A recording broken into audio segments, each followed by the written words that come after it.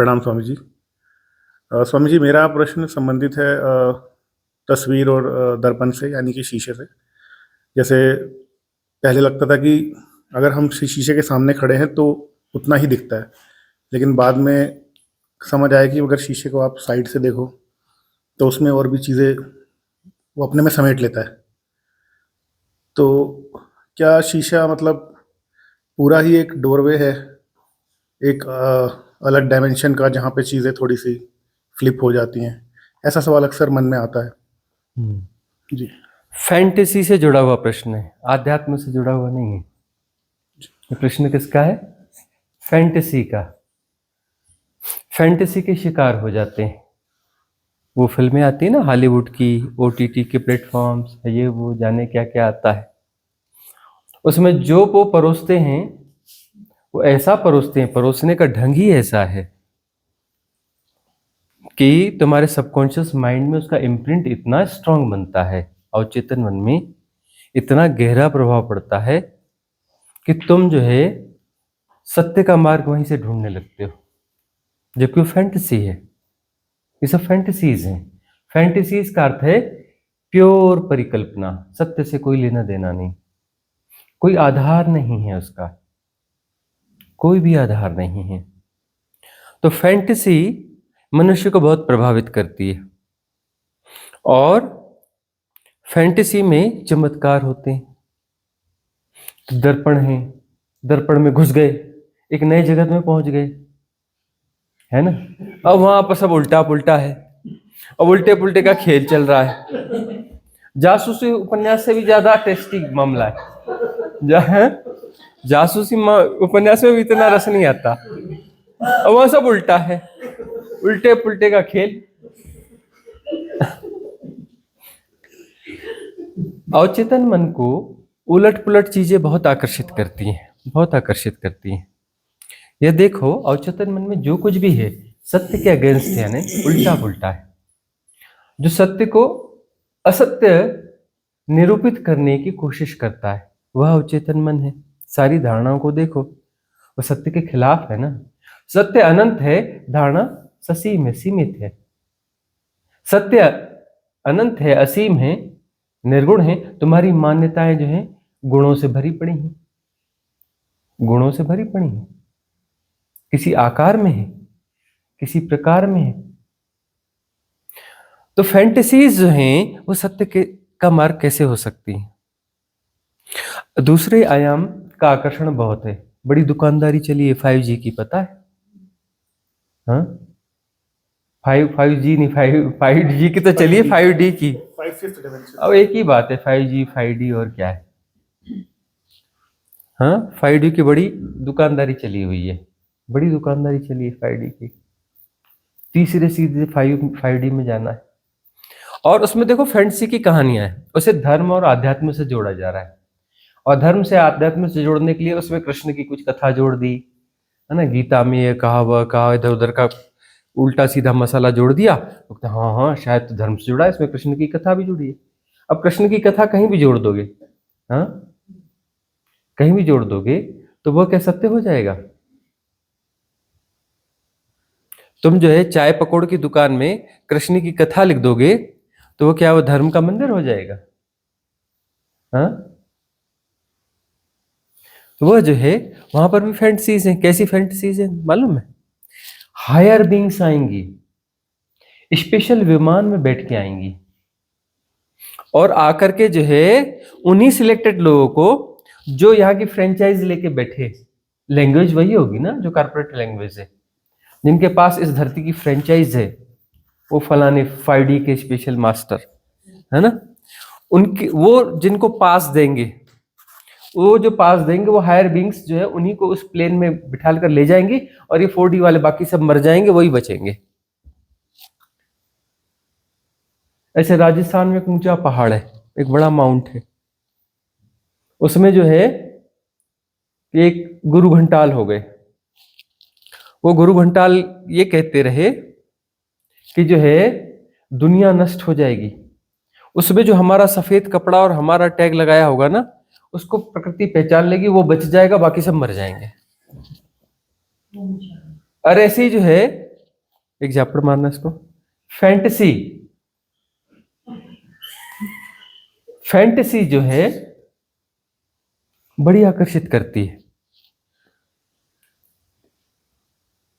बहुत आकर्षित करती है फैंटेसी। और फैंटेसी सत्य को रिप्लेस करना चाहती है, ट्रुथ को रिप्लेस करना चाहती है ना। तो सौरभ को हम देखते हैं कि इतने समय से हमसे जुड़ा हुआ है, सुनता तो पूरा नहीं है, कभी कभी सुनता होगा, महीने में एक आध बार। सिद्ध क्रिया भी शायद एक दो बार करी होगी, 2-3 साल में करी होगी, ऐसा उम्मीद है, शायद नहीं भी करी हो, है ना। और इस प्रकार के प्रश्न निकल के आते हैं। और सत्य की खोज है। ये सत्य की खोज है कि फैंटेसी की खोज है? आत्मवंचना। आप किसको धोखा दे रहे हो सौरभ? धोखा किसको दे रहे हो, है ना। हमारे सामने तुम हमें, हम तो तुमसे ज्यादा तुम्हें जानते हैं, तुम्हारी रग रग को जानते हैं, रग रग को जानते हैं। क्या छुपाओगे तुम हमसे? कितना भी आयोजन कर लो, 1 सेकंड न लगेगा तुम्हारे पूरे मन को पढ़ने में, 1 सेकंड भी न लगेगा, ठीक है ना। फैंटेसी को सत्य निरूपित करना चाहते हो, फैंटेसी वाले वीडियो जरूर सुनते होगे, हमें जरूर नहीं सुनते हो, और फैंटेसी वाली फिल्में और वो सब देखते होगे। इतना नहीं समझ। हाँ, इतना नहीं, कितना भी, वो कहने की बात है। कहो तो उसके भी डेटा निकाल के तुम्हें दे दें, कितना देखते हो और कितना नहीं, ठीक है ना। तो फैंटेसी का बड़ा आकर्षण है, और पूरी दुनिया में यही है। अब जब जीवन जटिल होता है ना, जटिल हो रहा है ना जीवन, सर्वाइवल का स्ट्रगल जो है वह बढ़ रहा है ना, और वैविध्य बढ़ रहा है। कौन सा वैविध्य? फॉल्स फैंटेसीज और मायाजाल, इकोनॉमी, डेटाज। इतने डेटाज हैं कि डेटा सेंटर बनाने पड़ रहे हैं आप। मतलब वह देश विकसित हो जाएगा। ये आए हैं यूएई से ना, मोहन जी। तो यूएई जो है, वह कंट्री जो है दुबई, उनकी प्लानिंग है कि हमको डेटा सेंटर का हब बनना है, वर्ल्ड का डेटा सेंटर का हब बनना है। क्योंकि कल को जो एनर्जी का ये जो ऑप्शन है, जो अभी लीड कर रहा है, क्रूड ऑयल, इसका कोई सब्स्टिट्यूट प्रॉपरली आ गया तो हमारी इकोनॉमी कहां जाएगी। तो सर्वाइवल के लिए क्या करेंगे? देश के सर्वाइवल के लिए तुम डेटा सेंटर बनाते हैं।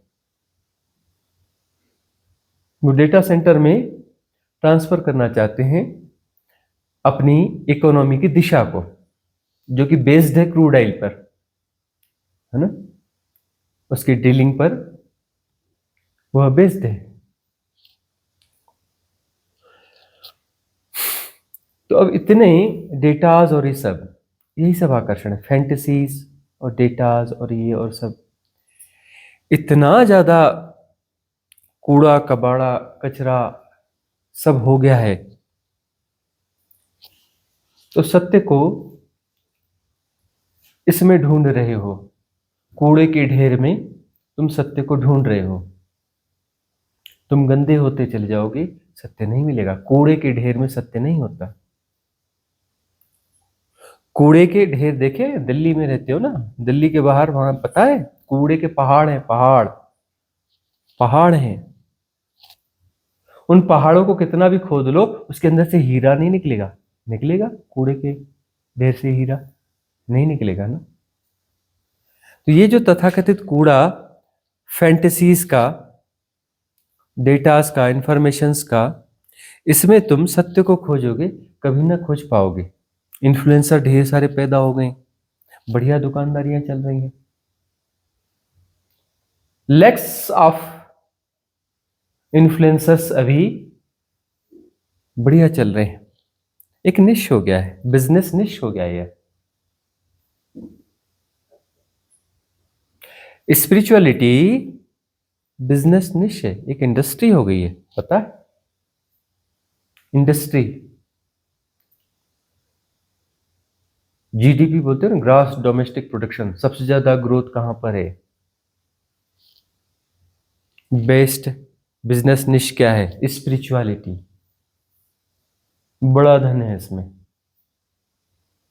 बड़े प्रपंच है इसमें। और ग्लोबल विलेज की इस इकोनॉमी में, कॉर्पोरेट कल्चर में हर चीज कमोडिटी है, हर चीज कमोडिटी है। बहुत गौर से देखो, तुम जो है कॉर्पोरेट वर्ल्ड के लिए तुम क्या हो? तुम एक यूजर हो। उनकी परिभाषा में तुम क्या हो? तुम एक यूजर हो, और उन्हें अपनी कमोडिटी सेल करनी है। और जो है बेस्ट कमोडिटीज वह होती हैं जो विजिबल नहीं होती। बेस्ट कमोडिटीज कौन सी होती हैं? जो विजिबल नहीं होती। तुम्हें धारणाएं, मान्यताएं, इमेजिनेशंस बेचेंगे, परिकल्पनात्मक चीजें बेचेंगे, है ना। स्क्रीन पर तुम्हें कुछ चीजें दिखाएंगे और तुम्हें उलझाएंगे, और तुम उसमें सत्य को ढूंढते रहो। तुम्हें बताएंगे इसमें सत्य है, उसमें तुम खो जाते हो। बाहर का जो टेंशन है, प्रेशर है, सर्वाइवल का स्ट्रगल है, वह तुम भूल जाते हो। तो एक किस्म का नशा है। देखो, जीवन में जब सहजता नहीं होती ना, तब नशे की जरूरत बहुत ज्यादा होती है। तुम देख नहीं रहे हो पूरी दुनिया में नशे का क्या आकर्षण चल रहा है? हमने सुना नशे के लिए लोग क्या करते हैं, वो कोई गोंद वोंद होती है, फेविकॉल वगैरह, वो खाते हैं। हाँ, और वो कफ सिरप पी जाते हैं, वो पैंट वगैरह खाते हैं। पैंट होता है ना, उसको मुंह में डाल के खाते हैं। जाने क्या क्या करते हैं लोग नशे के लिए। अब महंगा नहीं कर सकते, बोले पैंट का छोटा सा डब्बा ले लो, बहुत चलेगा। हाँ, बोतल जो है 1000-2000 की आएगी, बराबर काम भी नहीं करेगी। इनको स्ट्रॉन्ग नशा चाहिए। 100 रुपए का डब्बा लाएंगे, एक हफ्ता चल जाएगा, थोड़ा थोड़ा खाते चलो पैंट। नशे का आकर्षण देखते हो जगत में कैसा हो गया। और वो तो बस ठीक है, कुछ लोगों को तो क्या चरस, गांजा, भांग और क्या क्या, हीरोइन क्या क्या बोलते हैं, कौन से हीरो हीरोइन है, तो वो सब चल रहा है। गजब का आकर्षण है।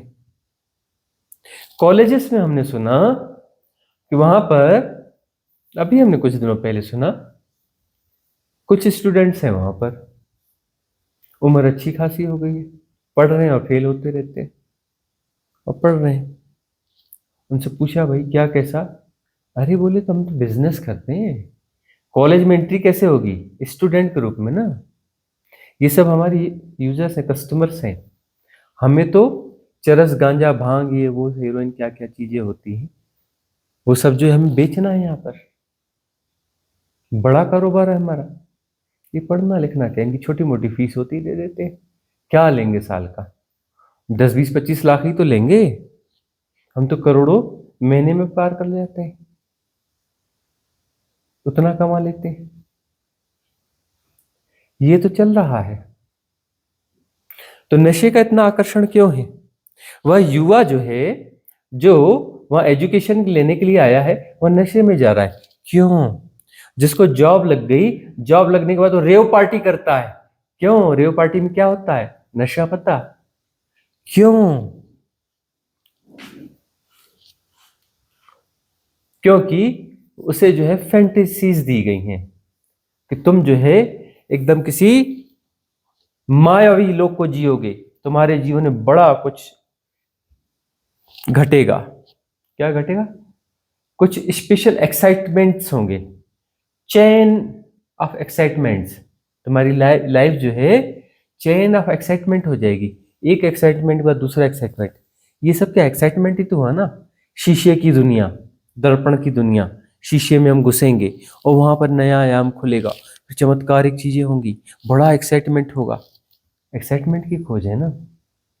और एक्साइटमेंट के सपने दिखाए तुमने बच्चों को, तुमने कुछ जो है कहा कि नहीं ऐसा वैसा ऐसा, यह पहुंचोगे, ऐसा करोगे, वह करोगे, कर क्या रहे हो? और बच्चों को स्क्रीन्स दे रहे हो, वो ओटीटी दिखा रहे हो, और टेलीविजन दे रहे हो, टेलीविजन पे सब चल रहा है। वो हॉलीवुड की फिल्में देख रहे हैं आजकल, फैंटेसीज। तो अब वह जो है सामान्य जीवन तो जी नहीं सकता। अब उसे नौकरी मिल गई ना नौकरी। नौकरी के बाद पता चला कि यहां तो स्ट्रेस है। वो एक्साइटमेंट वाली लाइफ कहां गई? बोलते एक्साइटमेंट वाली लाइफ, बोलते हाँ तुम्हारे पास वीकेंड है, वीकेंड सैटरडे संडे। वो वीकेंड का माया जाल यूरोपियन, अमेरिकन, वेस्टर्न का यहां भी उस दिन निकल पड़ो, दौड़ पड़ो, कहीं भी पार्टी होनी चाहिए। पार्टी का मतलब नशा पता होना चाहिए, नशा पता होना चाहिए,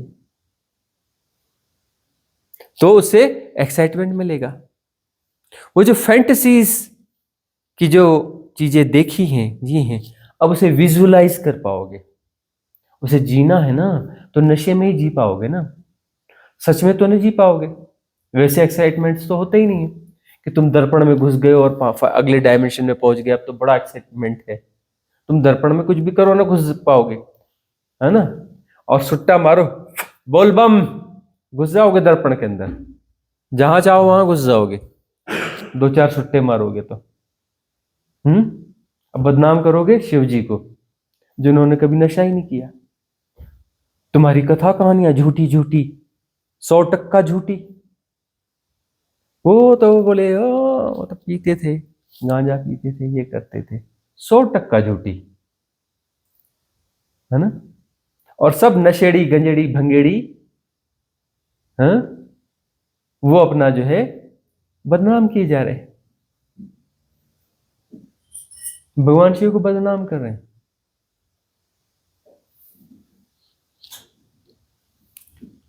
फैंटेसीज के माया जाल को समझो। ये तुम्हारे भीतर इम्प्रिंट बन गया है, तो उसकी क्लींजिंग करनी पड़ेगी। अब सद्य क्रिया में तो तुम्हारा आकर्षण ही नहीं, तुम कैसे क्लीन करोगे? कैसे संभावना है कि तुम इस जाल से बाहर आ पाओगे इस जीवन में? कहां संभावना है संभावना? सिद्ध क्रियाओं में तो जाने की कोई भीतर आकर्षण है ही नहीं। नियमित सिद्ध क्रिया, और नियमित क्या कभी कभी मुश्किल। कभी जी कभी, मतलब जैसी एनर्जी है, मतलब उधर घर की, तो उसमें कभी हमने कोशिश भी की, तो मतलब हो नहीं पाता ये हमसे। तो सब कहने की बातें, कहने की बातें। एक्चुअली जो है ना, सिद्ध क्रिया क्या है वो कौन जानता है? जो गहरे साधक है वह जानते हैं ना। बाकी क्या जानेंगे? दुनिया जानेगी सिद्ध क्रिया क्या है। और सिद्ध क्रिया क्या है यह तो वह गहरा साधक ही जान पाएगा ना, कि इतिहास में आज तक कभी ऐसी क्रियाएं आई नहीं। जब से यह धरती बनी तब से लेकर अब तक इतनी प्रभावशाली क्रियाएं धरती पर आई ही नहीं। घर का माहौल, घर का माहौल, अरे क्या ना बदल दे सिद्ध क्रिया,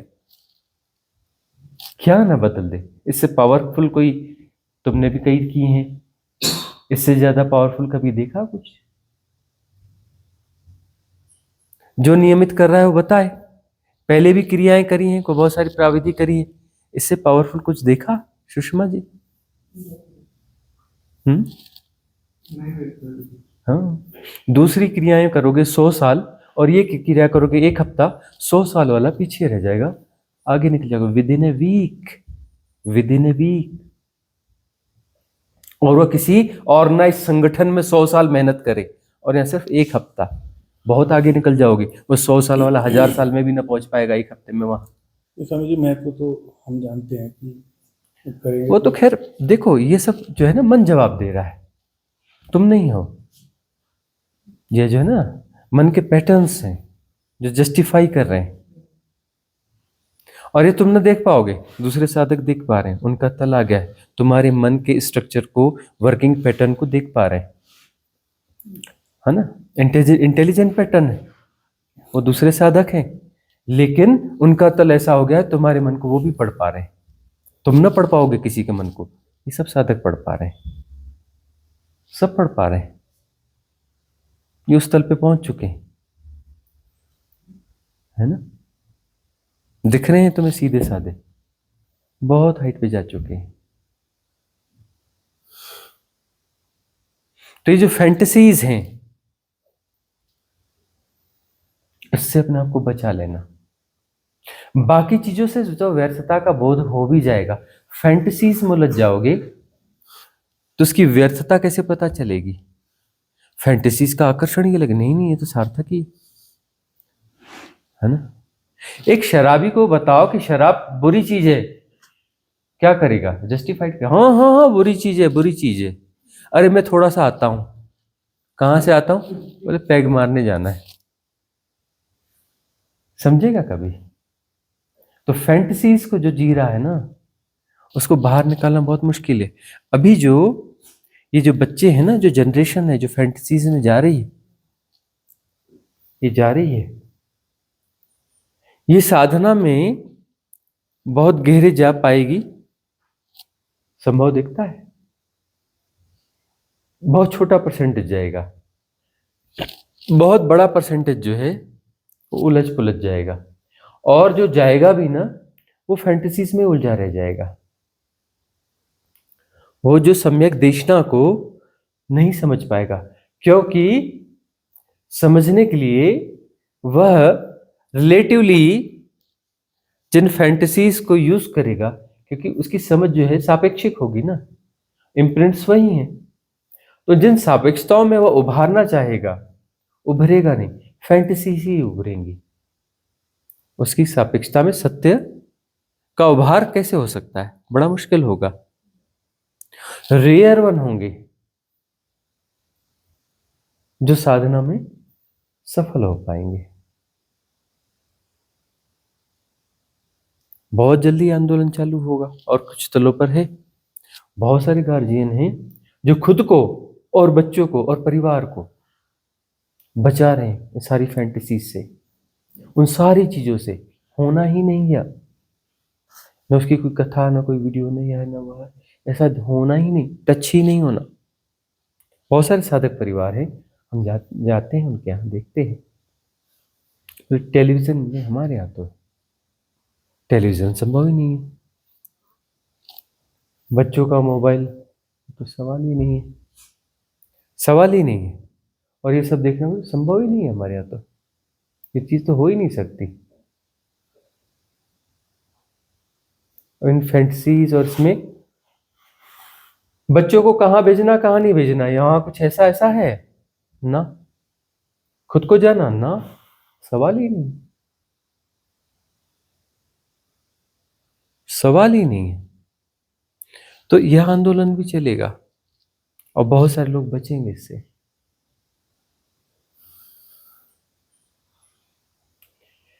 फैंटेसीज के साथ में जो है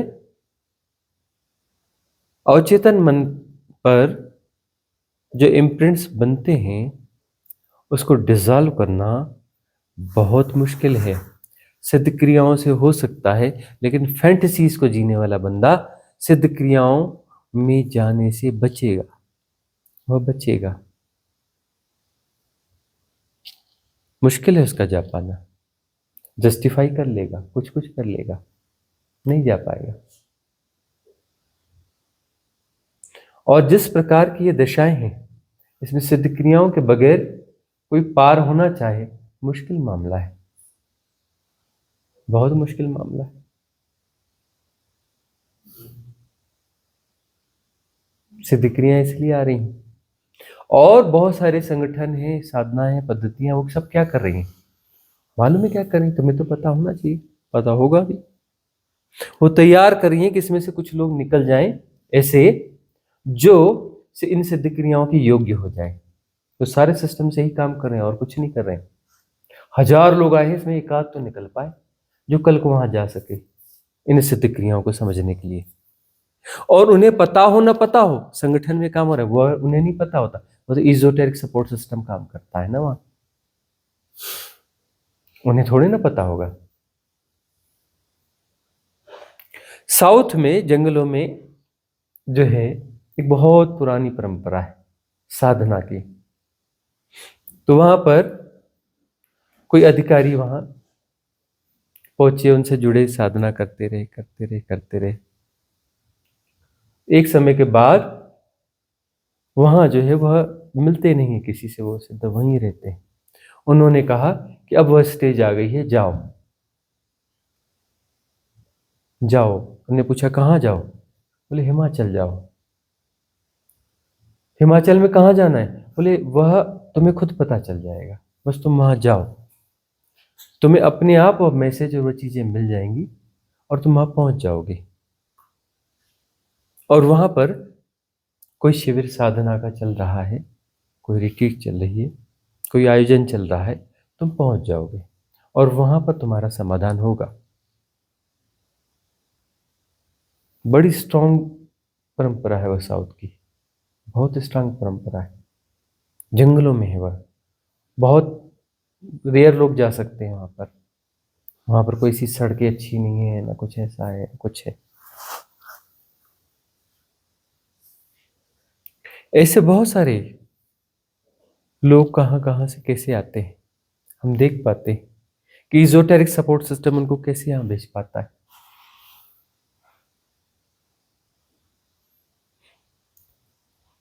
क्योंकि इतना बड़ा माया जाल है अभी, और इतना स्पिरिचुअल गार्बेज है, इतना स्पिरिचुअल गार्बेज है, उसके एंटीटोड कितना बोलना पड़ता है हमें, किस किस विषय पे बोलना पड़ता है। सब दिशा में बोल रहे हैं। न हम तुम्हारी इकोनॉमी को छोड़ते हैं, इकोनॉमी बोलते हैं, न तुम्हारी जियो पॉलिटिक्स को हम छोड़ते हैं, न फिजिक्स को छोड़ते, न केमिस्ट्री को छोड़ते, न बायोलॉजी को छोड़ते हैं। कौन सा आयाम छोड़ते हैं? तुम्हारी सामाजिक सभ्यताएं, यह वह, षड दर्शन की सारी चीजों को, सब जगह हमें बोलना पड़ता है। क्यों बोलना पड़ता है? कि तुम्हारे जो मैट्रिक्स हैं वो किस किस प्रकार से बने हुए हैं, किस प्रकार से क्रिएटेड है तुम्हारे मैट्रिक्स, उन सब को तोड़ना होता है। और कई बार तुम नीचे के तल पर जाकर तोड़ना पड़ता है, बहुत नीचे उतरना होता है हमें तुम्हारे तल पर आकर के, और वहां आकर के तोड़ना होता है।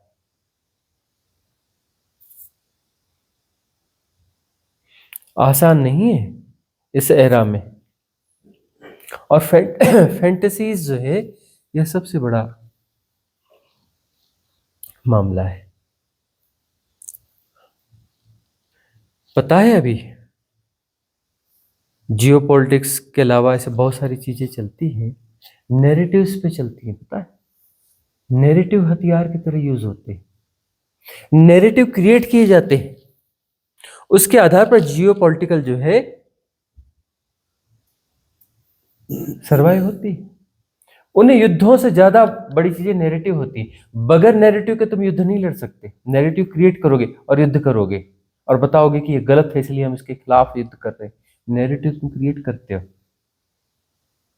कोई भी देश किसी के खिलाफ युद्ध करता है तो नैरेटिव क्रिएट करता है, तब युद्ध कर पाता है। विदाउट नैरेटिव युद्ध नहीं कर सकता। और वो नैरेटिव क्या होता है? क्रिएटेड है, सत्य थोड़े ना। नैरेटिव का मतलब एक ऐसा मास हिप्नोटिज्म क्रिएट करना जो सत्य भास रहा हो।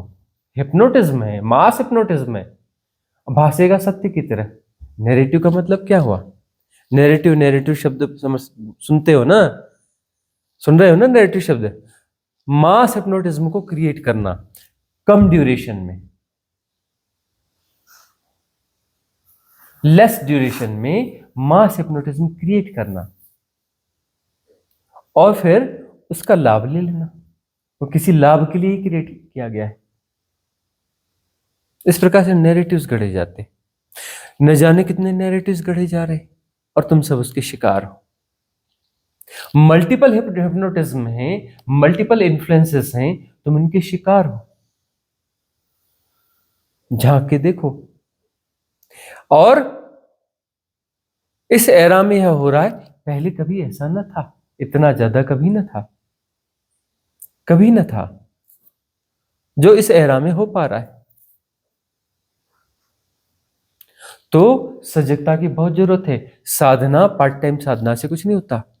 इंटेंसिव सिद्ध क्रियाएं होनी चाहिए, लेकिन साधना को पूरे जीवन में फैलाना पड़ेगा, श्वास दर श्वास। इसलिए ब्रह्म श्वास, समाधि श्वास, एक सिद्ध क्रियाएं दी गई हैं। कितने लोगों पर काम किया ब्रह्म श्वास की क्रिया ने और समाधि श्वास की क्रिया ने। कितने साधुओं का जीवन कहां से कहां पहुंच गया। कहते हमारी श्वास तो अब हमारी रही नहीं, हम ही ना रहे, वो ब्रह्म श्वास ही हो गई 24 घंटे।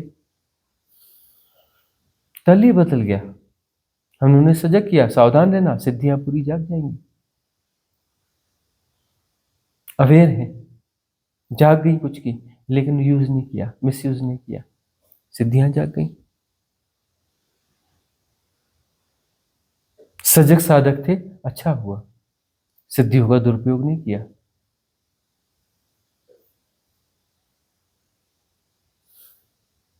तो मास हिप्नोटिज्म है, ब्रह्म श्वास, समाधि श्वास, ये सब काम करेगी। कर्ण द्वार से परम शुद्धि,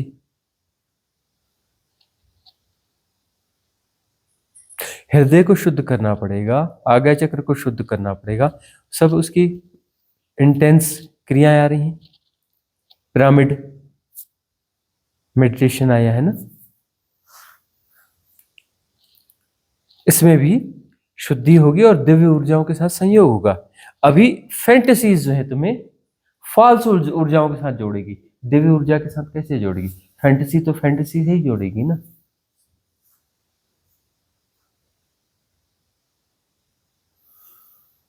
उलझ पुलझ मर जाना है। कबीरदास जी क्या कहते हैं? यह संसार कांटों की बाड़ी, उलझ पुलझ मर जाना है। कांटों की बाड़ी, कांटे ही कांटे, इन्फ्लुएंस ही इन्फ्लुएंस, फैंटेसीज फैंटेसीज, उलझ पुलझ मर जाना है। उलझ पुलझ के मर जाओगे, जीवन गया, हासिल आया कुछ नहीं।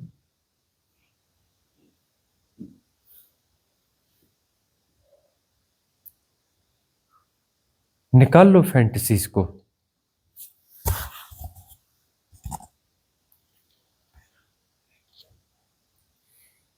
जीवन में नई फैंटेसीज कम से कम मत आने दो।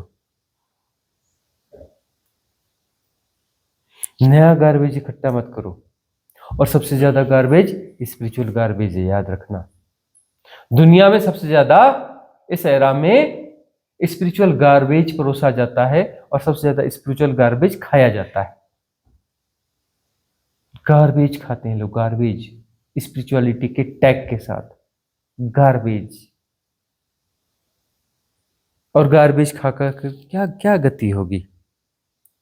कौन से धर्म को सृजित करेंगे यार?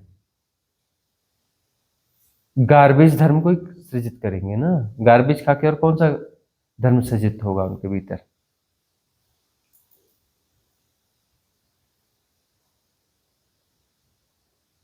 तो 3 दिन की छुट्टियों के लिए बढ़िया आए, छुट्टियां हो गई, फिर संसार में जाना है, उलझ पुलझ मर जाना है।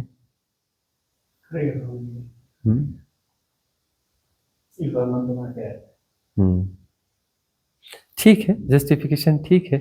हमें तो पता है तुम्हारे अंदर क्या है, कितने विचार हैं, कहां से कहां क्या है, हमें तो सब पता है, आदि से अंत तक।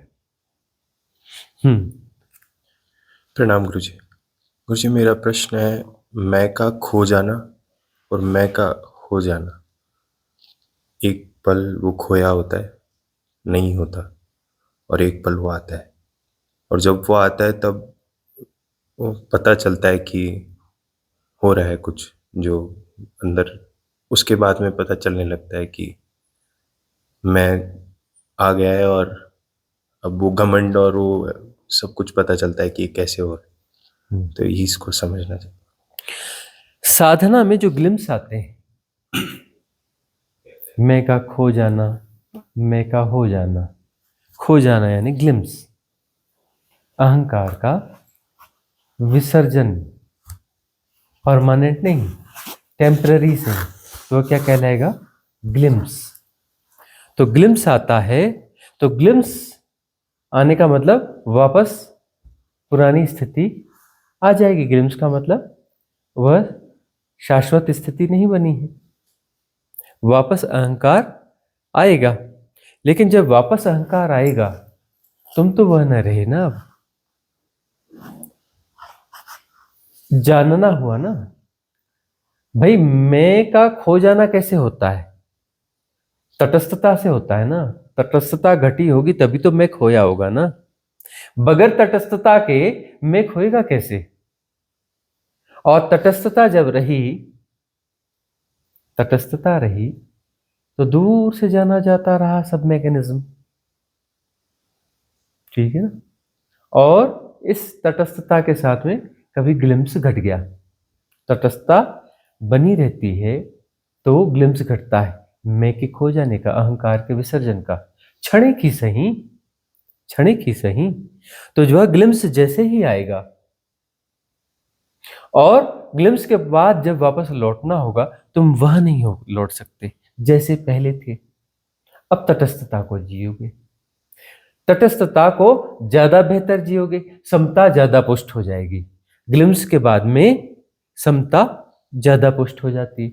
हर ग्लिम्स समता को और पुष्ट करता है। समता जैसे जैसे पुष्ट होगी, सम्यक दर्शन की तरफ बढ़ना होगा। सम्यक दर्शन कैसे संभव है? समता से ही ना। तो समता की जितनी पुष्टि होगी उतना ही सम्यक दर्शन होगा ना। तो सम्यक दर्शन क्या होगा? उस अहंकार को वापस सृजित होते देखोगे, उसको एक्टिवेट होते देखोगे, उसकी कार्यप्रणाली को देखोगे, उसके सिस्टम्स को समझोगे। जाना जा रहा होगा ना। तो जब वह जाना जा रहा होगा, यथाभूत जाना जा रहा होगा, तो वह अहंकार जो है उतना बलशाली हो नहीं सकता ना। क्योंकि एक्चुअली एसोसिएशन वैसा नहीं है ना। यथाभूत तो नहीं जान रहे होगे, लेकिन किन्हीं अंशों में जान रहे होगे, किन्हीं अंशों में जान रहे होगे। तो जो किन्हीं अंशों में जान रहे हो, तो वह अहंकार जो उतना बलशाली होगा नहीं। और बलशाली नहीं होगा तो वह जो क्रिएट करेगा, उसके क्रिएशन की वह क्वालिटी ना होगी जो पहले थी। तुम लड़खड़ा जाओगे थोड़ा, लड़खड़ा तो रही हो ना, दिनचर्या में भी लड़खड़ा रहे हो तुम, तुम्हारी लड़खड़ाहट तो दिख रही है ना। तुम पहले पहले जैसे आए थे वैसे तो नहीं हो ना, लड़खड़ा रहे हो ना जहां तहां, लड़खड़ाहट तो होगी। तो वह जो डैशिंग था, अहंकार, अहंकार का जो डैशिंगनेस थी उसकी, वह खो गई है। क्योंकि वह जोड़ ही नहीं बैठ रहा है ना पहले जैसा। तुम वैसा उसको फीड ही नहीं कर पा रहे हो ना। फीडिंग बहुत स्ट्रांग थी तो डैशिंगनेस थी अहंकार के पास, और वह जस्टिफाइड था अपने डैशिंग के कारण। अहंकार अपनी डैशिंग के कारण जस्टिफाइड था। ऐसा अहंकार जो है, जो डैशिंग में हो, जस्टिफाइड हो, दूसरों को भी प्रभावित कर लेता है।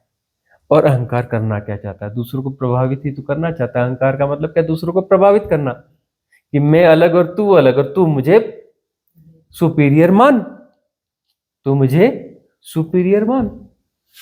और अहंकार के विसर्जन में मैं भी खोता है और तू भी खोएगा। जब मैं खोएगा तो तू भी खोएगा। मैं और तू का खेल ही खत्म होगा, सेपरेशन का खेल खत्म होगा। तब जो है वो डैशिंगनेस की क्या जरूरत पड़ेगी? कि डैशिंग से, अपने डैशिंगनेस से कि दूसरे को हेरास करना है या दूसरे को प्रभावित करना है या उसको अपने हिसाब से ऑपरेट करना है, वह चीज खोने लगेगी ना, खोने लगेगी ना। तो ये एक ट्रांजिट फेज होगा। यह भी एक ट्रांजिट फेज है। जब तुम लड़खड़ाते हो, तुम यानी मैं लड़खड़ाता है, क्योंकि अब मैं को फीडिंग बंद हो गई। जो चैतन्य है वह मैं को फीड कर रहा था। अब चैतन्य जो है सजग है, तटस्थ है, फीड नहीं कर रहा अहंकार को। अहंकार को जब फीड नहीं कर रहा, कृशकाय हो जाएगा ना अहंकार। पुष्ट कहां रहेगा? कृशकाय हो जाएगा ना, उसकी पुष्टि जाती रहेगी। और वह कमजोर सा अहंकार लड़खड़ाएगा, न लड़खड़ाएगा, लड़खड़ाएगा ना। कमजोरी में तो लड़खड़ाना होता है ना। अहंकार कमजोर हो रहा है तो लड़खड़ा रहा है।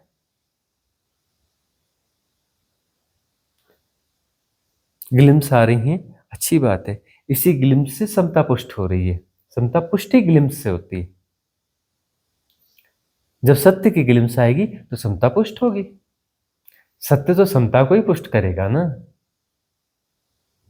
सत्य की कोई भी ग्लिम्स हो वह समता को पुष्ट करेगी। मतलब कूटस्थता की ओर बढ़ रहे हो, किसी दिन कूटस्थता भी घट जाएगी। वही मंगल है, वही कल्याण है। अगला प्रश्न मुकेश जी का है। प्रणाम गुरुजी। गुरुजी, मेरा सवाल ये है कि एक डिस्कोर्स में आपने बताया था कि आप जैसे स्वरूप, मतलब कि हूबहू हमारे जैसे ही स्वरूप किसी और दूसरे ग्रह पे भी मौजूद हैं, या मतलब कि कुछ वो ऐसा है। तो मतलब इस बात को आप थोड़ा सा खोल के बताएंगे, क्योंकि हम लोग तो यहीं अपने आप को पूरा नहीं देख पाते, समझ पाते। अब ये दूसरे ग्रह थोड़े वाला। थोड़े दूसरे तरीके से, हाँ जी। है ना, फैंटेसीज की बात है जी। यह भी कहीं ना कहीं थोड़ा फैंटेसीज से जुड़ा मामला है। ऐसा बिल्कुल नहीं है। मुकेश जी के भीतर हम झांकेंगे तो एक सहज सरल व्यक्ति हैं, और साधना में जो बन पड़ता है वह करते हैं, ईमानदार है।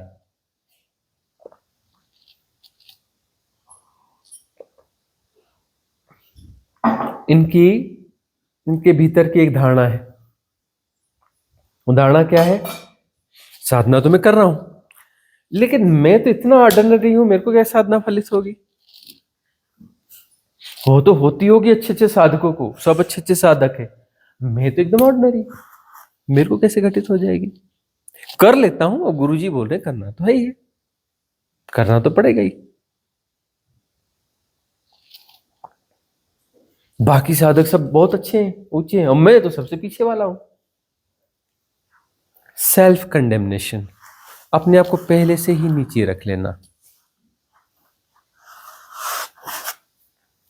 अपने आप को पहले से ही नीचे रख लेना।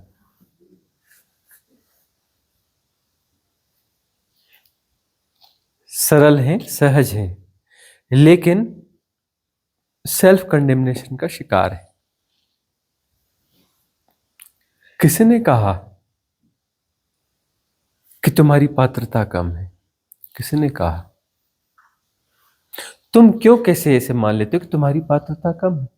अरे इस दुनिया में सहज सरल सरल लोग जो है बिरले होते हैं, बिरले। सहज सरल और ईमानदार लोग जो है बिरले होते हैं। यह क्वालिटी अपने आप में परिपूर्ण है, बहुत बड़ी क्वालिटी, बहुत बड़ी क्वालिटी। अब सेल्फ कंडेमनेशन से बाहर आओ। इसी से ही क्रिएट कर देते हो। क्या क्रिएट कर लेते हो? बैरियर। सिद्ध क्रियाएं क्यों ना फलित होंगी? मुझे तो कोई अनुभव नहीं आते, मुझे तो कोई अनुभव नहीं आता। कर क्या रहे हो? अपने आप को हिप्नोटाइज कर रहे हो।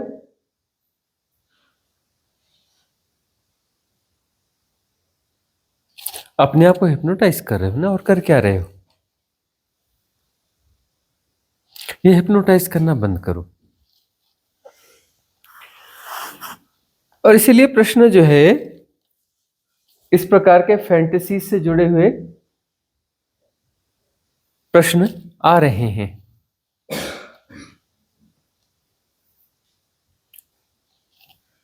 ये बात हमने कही है, और ऐसा है, देखो अनंत है। अनंत जो है इसमें अनंत संभावनाएं होंगी, होंगी ना।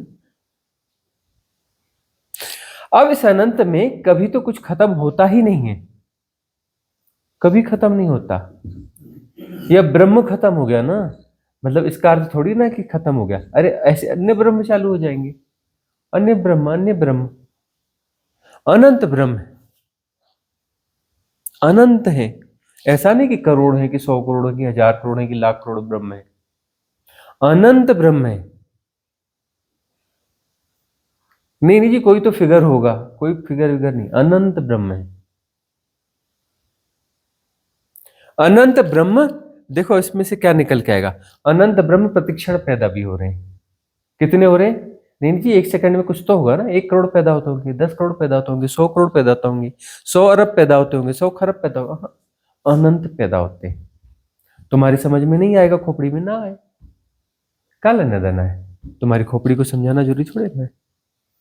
और अनंत ब्रह्म प्रतिक्षण जो है कृष्ण वीवर में समा जाते हैं, बड़े ब्लैक होल्स उसे खा जाते हैं। अनंत प्रतिक्षण, जिस क्षण से तुम हिप्नोटाइज्ड हो, जो तुम्हारे पैरामीटर्स हैं। क्षण तुम्हारा पैरामीटर है ना, तुम्हारा टाइम इल्यूजन है ना भाई। ये सारी भाषा और मन की एक्सरसाइज जो चल रही है, किस में चल रही है? टाइम एंड स्पेस के हिप्नोटिज्म से ही तो चल रही है ना, है ना। उसमें तो क्षण बोलना ही पड़ेगा ना, कि तुम्हारी सारी भाषा जो है रिलेटिव है, टाइम एंड स्पेस के बेस पर रिलेटिव चल रही है, रिलेटिव एक्सरसाइज है। और है क्या? तो जो क्षण है, उस क्षण में अनंत ब्रह्म पैदा होते हैं और अनंत ब्रह्म नष्ट होते हैं। अनंत विस्तार है। जब वहां अनंत विस्तार है, उसमें अनंत संभावना है। तो ठीक मिलते जुलते तुमसे लोग अनंत होंगे ना। इस धरती में जो है बिल्कुल ठीक तुम जैसे ना हो, लेकिन काफी हद तक मिलते जुलते, लगभग तुमको खड़ा कर दिया जाए तो कंफ्यूज हो जाएगा तुम्हारा जानने वाला भी। 8 लोग होते हैं धरती पर, उनको सबको खड़ा कर दिया जाए 8 लोगों को, तो पहचानना मुश्किल हो जाए मुकेश कौन, ये अपना वाला मुकेश कौन है। इनके तो नाम अलग अलग होंगे।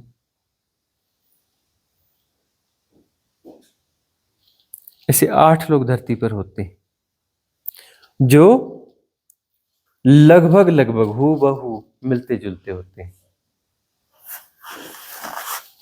इस धरती पर ही। और इस कायनात की बात करोगे तो ऐसी धरतियां बहुत सारी होंगी जो लगभग मिलती जुलती होंगी, इस यूनिवर्स में ही होंगी, बाकी की बात छोड़ दो। जिसमें लगभग मिलता जुलता सा ऐसी ही लगभग सभ्यता होगी, ऐसा ही कुछ सिचुएशन होगा, ऐसे ही लोग होंगे, ऐसा ही सब कुछ होगा। और इस अनंत विस्तार में बहुत सारी धरतियां ऐसी होंगी जो लगभग बिल्कुल वैसी होंगी। एक और बात है कि कायनात में जो है, जो संभाला जाता है, विरोधी शक्तियों के द्वारा जो है बैलेंस क्रिएट होता है। विरोध जो है संभालता है, निगेटिव और पॉजिटिव 2 चीजें होती हैं, है ना। अब फिर से आ जाए वो शीशे वाली बात पे। वो शीशे वाली बात नहीं थी, कोई और बात थी वह, ठीक है ना। वो फैंटेसीज ने तुम्हें परोसा जो कोई भी धरती है, कोई भी चीज है, तो इसके अपोजिट कोई एक चीज होगी कायनात में, जिसे बैलेंस कर रही होगी, अपोजिट होगी, वह इसे बैलेंस कर रही होगी। अब जैसे कृष्ण वीवर है, ब्लैक होल है, बिग बैंग है तो ब्लैक होल है। बिग बैंग है जिसमें निसृत हो रहा है ब्रह्म, है ना, और बिग बैंग अनंत हो रहे हैं। ब्रह्म तो हो रहा है ना, ब्रह्म है थोड़ी ना। ब्रह्म है क्या? ब्रह्म है, अरे ब्रह्म तो हो रहा है ना। बिग बैंग खत्म हो गया क्या? अरे बिग बैंग हो रहा है। वो हुआ था वह नहीं, हो रहा है। 1600 करोड़ साल से बिग बैंग हो रहा है। तुम्हारा ब्रह्म है ना, जिसके तुम सदस्य हो, वह पैदा हो रहा है अभी अभी, ज्यादा समय तो हुआ ही नहीं। शैशवावस्था में छोटा सा शिशु है, सिर्फ 1600 करोड़ साल हुए इसे, और यह हो रहा है।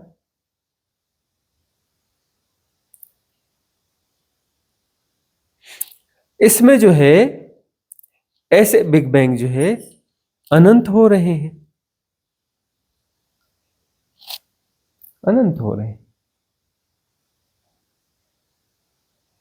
तो सिमिलर सिमिलर सिमिलर सिमिलर बहुत सारे कुछ होंगे। एक बात बताओ, किसी क्षण में, किसी संयोग में, अब तुम कहते हो कि किसी खास मुहूर्त में, खास डेट में, खास तिथि में, इस नक्षत्र में, इस घड़ी में इतने बच्चे पैदा हुए, उन सब की तुम कुंडलियां बनाते हो, मिलती जुलती सी थोड़ी बनती है ना। ग्रह नक्षत्रों के हिसाब से तुम कुंडली बनाओगे ना,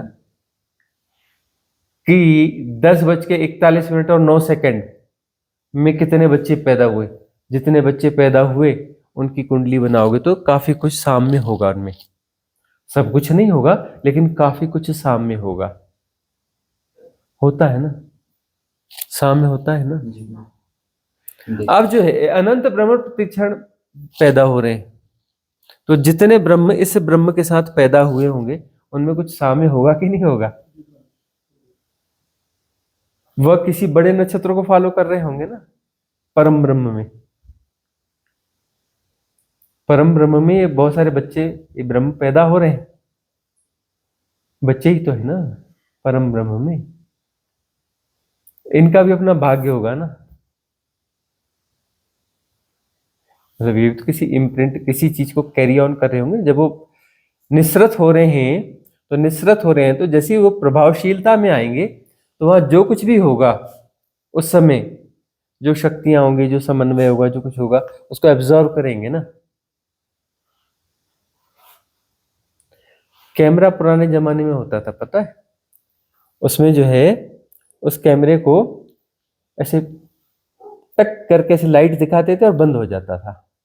उस समय उसके सामने जो आएगा उसका निगेटिव बन जाता था, यानी जस्ट अपोजिट। निगेटिव का मतलब समझते हो, जस्ट अपोजिट। तुमने दायां हाथ उठाया तो उसका बाएं, उधर बायां दिखेगा, जस्ट अपोजिट दिखेगा, और तुरंत उसको एब्जॉर्व कर लेगा, जो वहां मौजूद है उसे एब्जॉर्व कर लेगा। तो जब बच्चा गर्भ से बाहर आता है तो उस समय जो कुछ होता है उसे एब्जॉर्व करता है। कायनात में जो जैसी सिचुएशंस होती हैं उन्हें एब्जॉर्व करता है और उन प्रभावों को पूरे जीवन जीता है।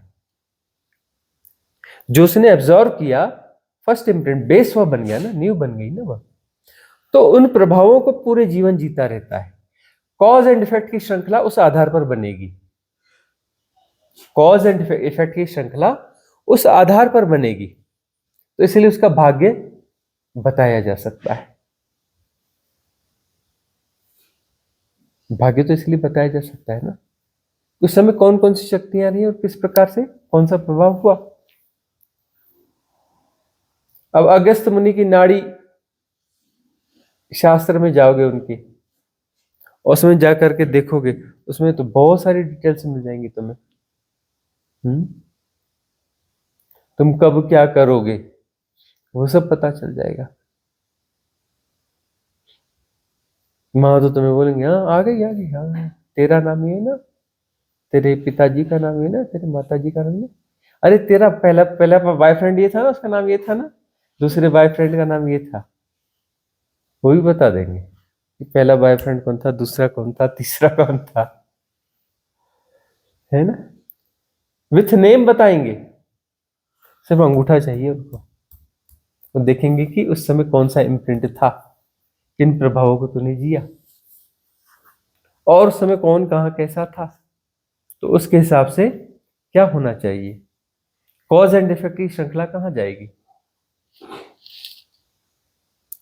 तो जो है ब्रह्म जो है प्रतिक्षण अनंत ब्रह्म पैदा हो रहे हैं। तो अनंत ब्रह्म पैदा हो रहे हैं उस साम्य में, तो वहां पर जो है लगभग मिलता जुलता सा कुछ होगा ना।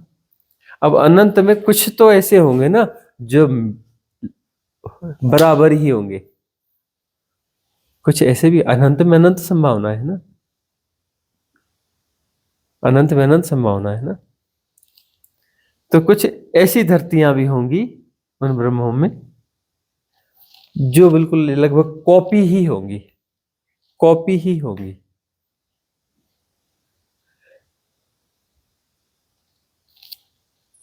तो इस उसमें परिप्रेक्ष्य में हमने यह बात कही हुई थी। कोई और प्रश्न है? जी गुरुजी। तो जैसे गुरु जी की प्रोसेसिंग अगर एक समझे, मतलब कि जैसे हम बात करते हैं 64 डायमेंशंस की और फिर ब्रह्म की, तो ये ब्रह्म जो है वो 64 डायमेंशन से एक अलग वो है? ये प्रश्न आप दूसरी बार पूछ रहे हो? नहीं, फिर वो दूसरे हाँ। तरीके से पूछा होगा। कि 64 डायमेंशन जो है 64 डायमेंशन बड़ा है या ब्रह्म बड़ा है, इनको ये स्पष्ट करना है कि ब्रह्म में से 64 डायमेंशन निकलते हैं या फिर जो है इन 64 डायमेंशन से ब्रह्म निकलता है।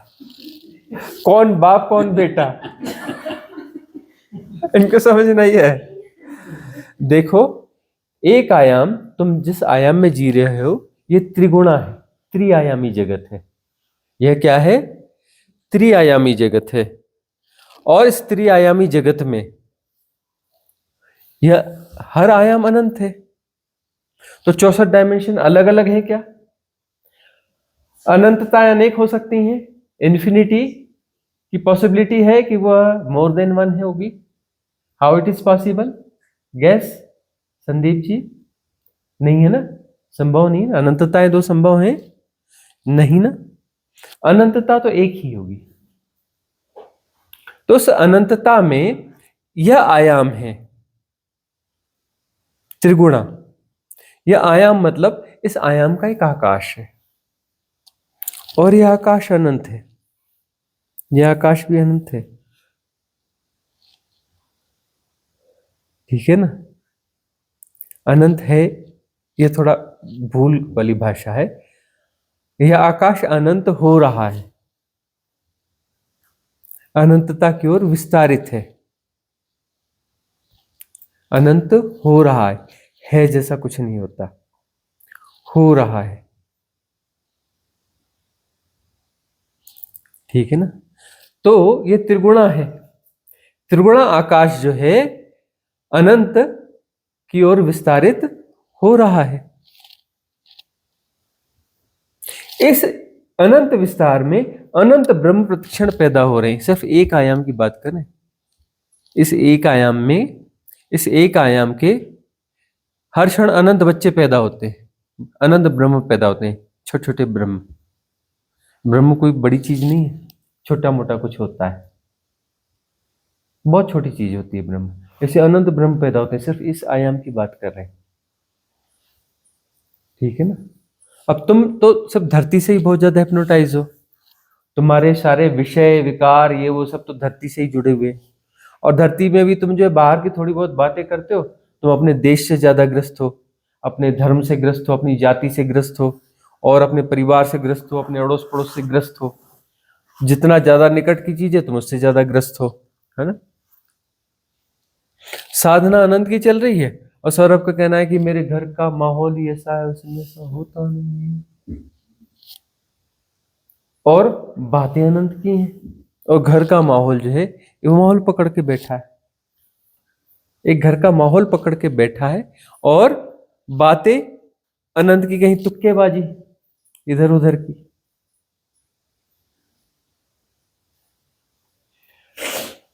ऐसा जो एक आयाम है, ऐसे पैरेलली 64 डायमेंशंस हैं, 64 डायमेंशंस हैं, और हर डायमेंशन में उसके अपने ब्रह्म होते हैं, उसके अपने ब्रह्म होते हैं, वह भी अनंत होते हैं।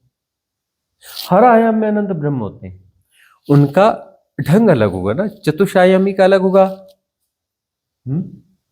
अब वो जो है कौन सा आयाम है, 5वां आयाम है, 6वां है, 7वां है ना, 20वां है, 50वां है। वैभव ज्यादा होगा ना, 3 आयामों में इतना वैभव है, देखते हो कितना वैभव है 3 आयाम का, तो आगे के आयामों में कितना वैभव होगा, बहुत ज्यादा वैभव होगा, बहुत ज्यादा फंसाएंगे वह, है ना?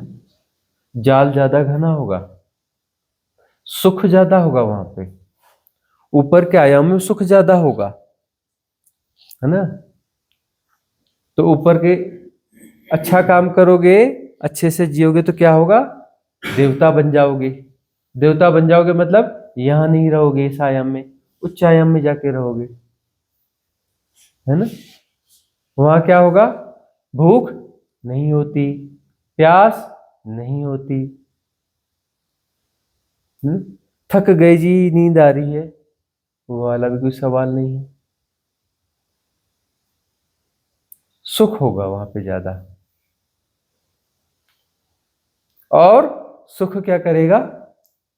क्या करता है सुख? उबा देगा। सुसाइड भी नहीं कर सकते वहां, सुसाइड का कोई ऑप्शन नहीं।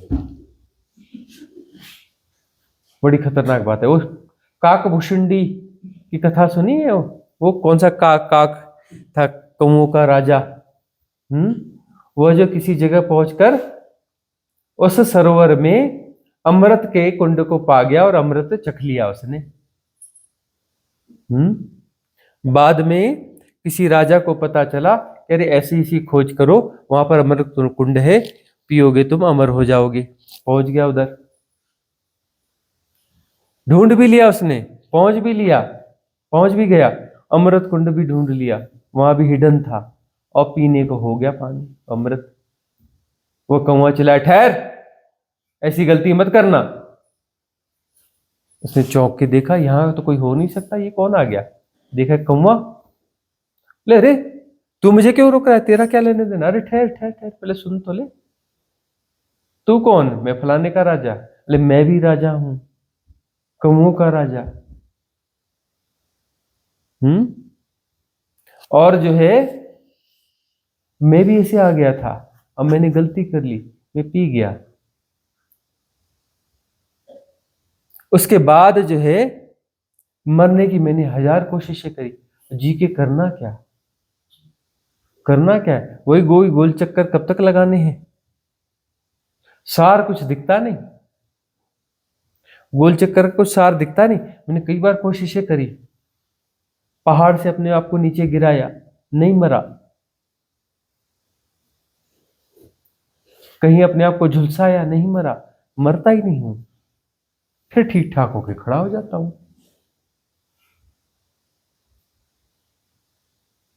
मरना चाहता हूं और मर नहीं पाता हूं। सेपरेशन की अमरता जो है ना, इससे बड़ा अभिशाप नहीं हो सकता। याद रखना, सबसे बड़ा अभिशाप क्या है? सेपरेशन की अमरता। तुम अपने इस शरीर को यदि अमर बना लो, अभिशापित हो फिर। कुछ पता है? कुछ अभिशापित लोगों के नाम बताओ। अश्वत्थामा अभिशापित है ना, अभिशापित है ना। वो सही है गलत है सवाल नहीं है। सवाल यह है, उन कथाओं को भी जहां तक ले जाया गया, फैंटेसी से ग्रस्त सभ्यताओं ने भी उसे सुखी नहीं माना। फैंटेसी से ग्रस्त सभ्यताओं ने भी उसे सुखी नहीं माना, कि दुख में है, तकलीफ में भटक रहा है ना, मुक्ति की तलाश में है ना। तो मुक्ति का मतलब सेपरेशन से मुक्ति है।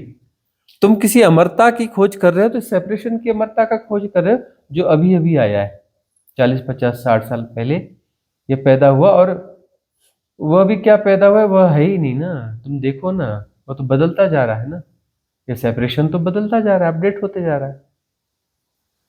तुम इसे बचाना चाहते हो और अमरता तक बचाना चाहते हो, तुम इसे अमर करना चाहते हो। ये तुम्हारे भीतर है, सबकॉन्शियस माइंड में भीतर है, तुम खोज के देखना। तुम इस शरीर को, आयु को अनंत लंबाना चाहते हो। इसलिए जब हम बात करते हैं ना, सूर्य क्रिया या वह फलित हो जाएगी, तुम 150 साल में भी दौड़ोगे, भागोगे, खाओगे कुछ नहीं, पियोगे कुछ नहीं, और 150 200 साल के भी दौड़ लगा के पहाड़ पे चढ़ोगे। आह क्या बात है, मजा आ गया। इस सेपरेशन की अमरता की जहां बात होगी ना, बड़ा आकर्षण आता है, और सबसे बड़ा अभिशाप है, भयंकर अभिशाप।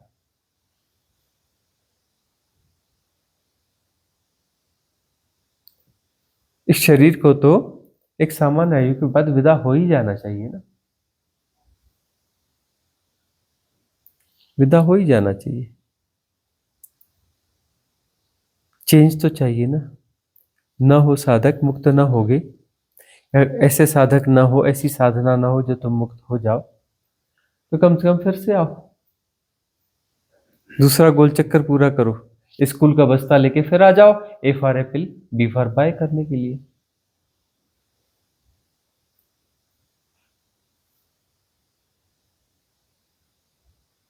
याद रख लेना, अपने भीतर इस चीज को देखना, झांकना कि जो है इस सेपरेशन की अमरता अभिशाप है। यहाँ तो नहीं आना चाहते दोबारा। कहने की बात है, तुम्हें अपने सबकॉन्शियस माइंड का क्या पता है? नहीं आना चाहते और फिर भी जन्म हो जाता है, इसका मतलब, इसका क्या मतलब है? तुम नहीं आना चाहते और फिर से तुम्हारा जन्म होगा, इसका क्या मतलब है? इसका मतलब है तुम बेईमान हो। इसका मतलब ये है कि तुम द्वंद्वात्मकता को जी रहे हो, द्वंद्वात्मकता को जी रहे हो ना। नहीं आना चाहते तो उसके लिए तुम कर क्या रहे हो? कितनी साधना, दिन में कितने घंटे साधना करते हो? तुम्हारी टॉप प्रायोरिटी है साधना? बिल्कुल नहीं, बिल्कुल नहीं। टॉप 100 प्रायोरिटीज में भी साधना नहीं है तुम्हारे। तुम कहो नहीं, ऐसा नहीं, नहीं वैसा नहीं, ये नहीं, मैं तो सुनता हूं, मैं तो इसकी बातें करता हूं। बातें करने वाले तो करोड़ों लोग हैं, तुमसे भी अच्छी अच्छी बातें करते हैं साधना के बारे में, जबरदस्त बातें करते हैं, करोड़ों हैं, करोड़ों, करोड़ों। गजब की तर्क क्षमता है उनके पास, गजब की बातें हैं, कुछ स्टडीज भी करते हैं धर्म की, करोड़ों हैं। कुछ नहीं होता बातें करने से। पूरी साधना के लिए थोड़ा प्रयास तो करते हैं, लेकिन फिर हमें लगता है कि शायद अपनी जगह बदल लेनी चाहिए हमको, उस चक्कर में शायद हम नहीं कर पाते। बेईमानी है, बेईमानी। साधने के लिए प्रयास नहीं करते हो, है ना, प्रयास करते हैं लेकिन नहीं होती, इसे बेईमानी कहा जाता है। साधना जिनकी प्रायोरिटी होती है कुछ भी कर लेते हैं। हम सोच रहे हैं जगह बदल लेते हैं, अरे जिन्हें साधना करना होता है निकल जाते हैं। बुद्ध को लगा इस घर में साधना नहीं हो सकती, सुबह नहीं पाए गए, निकल गए, निकल गए।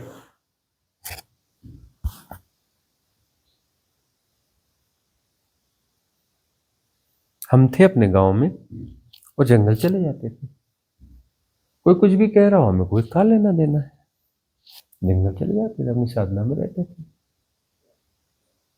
दिन में 2 बार 3 बार जाते थे, 24 घंटे में 6-8 घंटे तो जनरली रहते ही थे, कभी 10 घंटे, कभी 12 घंटे, कभी चले गए तो 2-4 दिन गोल, धीरे धीरे आदत हो गई बाकी सबकी। 6 घंटा जंगल जाता है, अरे 8 घंटा जंगल, अच्छा एक दिन अभी तो रात को भी नहीं आया, अरे 2-4 दिन, अरे ऐसा ही है, चला जाता है जंगल, 2-4 दिन आता ही नहीं, एक्सेप्टेंस। उसके बाद लगा कि नहीं, यहाँ कुछ बात नहीं बढ़ रही, छोड़ो गाँव, निकल लो, निकल गए। साधना टॉप प्रायोरिटी थी ना, निकल गए। हमें लगा उलझाएंगे पुलझाएंगे, लालच दिखाएंगे, आ जाओ काम धंधे में, बिजनेस में, बड़ा बिजनेस, बड़ा बिजनेस है, संभाल लो।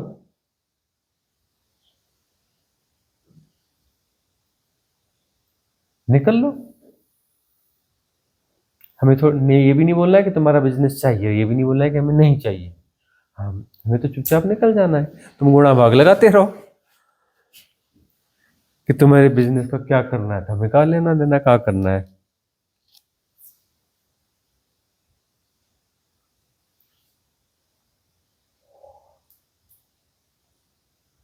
अपने आप को देखो, अपने भीतर की बेईमानियों को देखो। साधना यदि मुमुक्षा है, यदि मुमुक्षु हो, तो मार्ग अवरुद्ध नहीं होता, कभी नहीं होता, किसी का नहीं हुआ, किसी मुमुक्षु का मार्ग कभी अवरुद्ध नहीं हुआ। यह शाश्वत नियम है, यह द लॉ है, यह सनातन प्रवाह है। जो मुमुक्षु है उसका मार्ग कभी बाधित नहीं होता, विपरीतताएं हो सकती हैं तब भी बाधित नहीं होगा मार्ग। विपरीतताओं के बावजूद बाधित नहीं हो सकता। विपरीतताएं रहेंगी और इजोटेरिक सपोर्ट सिस्टम भी रहेगा उसके साथ में। यदि इजोटेरिक सपोर्ट सिस्टम नहीं है मतलब तुम बेईमान हो, सीधी सादी बात है। इजोटेरिक सपोर्ट सिस्टम तुम्हारे साथ एसोसिएटेड नहीं है, इसका मतलब तुम बेईमान हो। बेईमान का मतलब समझते हो? मुमुक्षु नहीं हो। ईमानदार कौन है? जो मुमुक्षु है। बेईमान कौन है? जो मुमुक्षु नहीं है। और तुमने ईमानदारी बेईमानी की न जाने कौन कौन सी परिभाषाएं गढ़ी होंगी, बेकार की परिभाषाएं। एक ही परिभाषा होती है, जो मुमुक्षु है ईमानदार है, जो मुमुक्षु नहीं है बेईमान है। अब जो मुमुक्षु है वो सिर्फ साधना को टॉप प्रायोरिटी बना के जिएगा, और जो है जो मुमुक्षु नहीं है, एक दिन ना मैं पहाड़ों पर मस्त एक घर बनाऊंगा। एक दिन ऐसा आएगा और वहां मस्त एकांत में रहूंगा, सिर्फ साधना, बात खत्म। एक दिन जरूर। तो एक दिन कभी नहीं आता, कभी भी नहीं आता।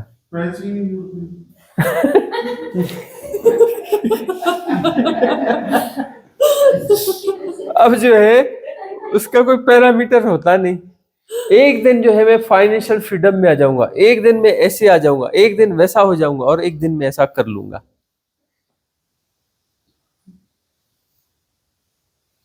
एक दिन हम आ गए हिमालय, एक दिन हम आ गए हिमालय,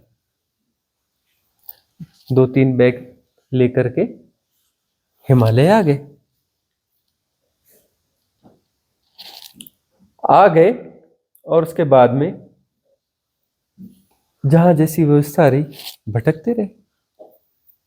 एक बार हम 16 साल पहले इस गांव आए जहां है अभी। आए उसी ग्राउंड में, कुछ लोगों से बात करी, बैठ गए उनके साथ कि भाई कुछ व्यवस्था चाहिए रहने की।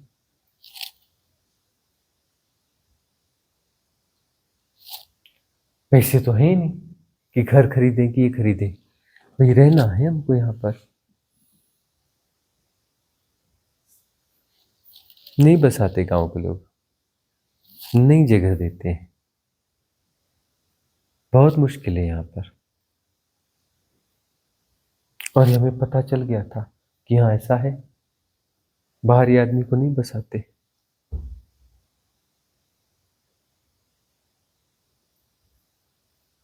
लेकिन इजोटेरिक सपोर्ट सिस्टम था, जहां बैठे मैं कुछ बना तो रहा हूं, मकान अधूरा है, बना रहता तो मैं दे देता, लेकिन यदि आप यहां रहते हो, कुछ करते हो, तो एक दिन तो मकान बना के दूंगा आपको। आने के 3 मिनट के अंदर की घटना है ये। लेकिन अभी ठहरो, कुछ ना कुछ हो जाएगा। फोन तो है ना, नंबर दो, नंबर लो, कुछ ना कुछ तो करेंगे ना।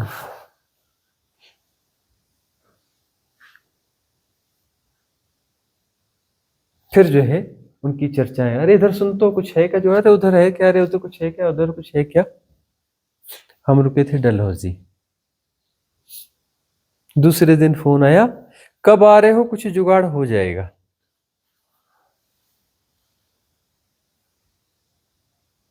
आ जाओ देख लेंगे।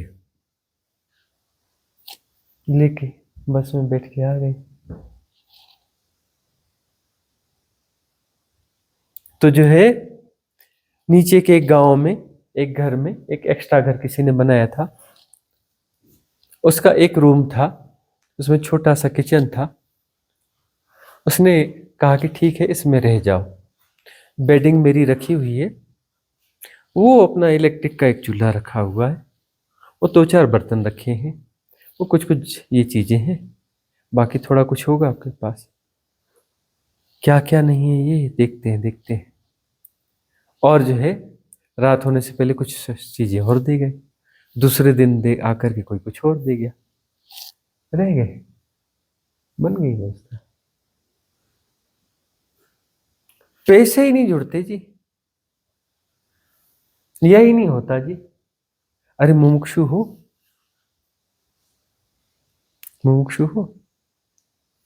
रहे आए हम, कोई व्यवस्था ही नहीं थी भोजन वोजन की प्रॉपर।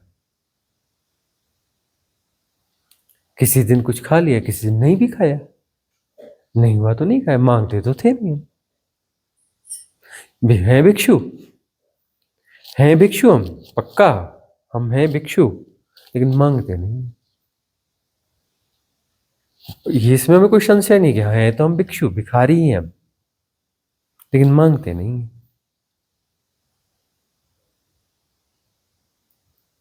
लेकिन 2-4 दिन बीतते बीतते जो है एक दुकान के बाहर जो है ऐसे बेंच लगी थी, कहीं था, वहां थोड़ा थोड़ा से बैठ जाते थे।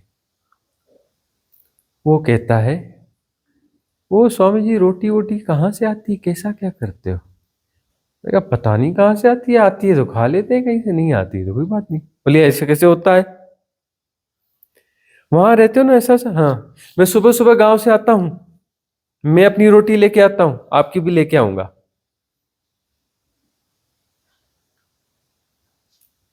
और जो है वो बंदा रोटी के 1 पैकेट की जगह 2 पैकेट लाता, सब्जी रोटी हमें दे जाता। बोले एक मेरे लिए है, आपके लिए, जो मैं खाता हूं खिलाऊंगा।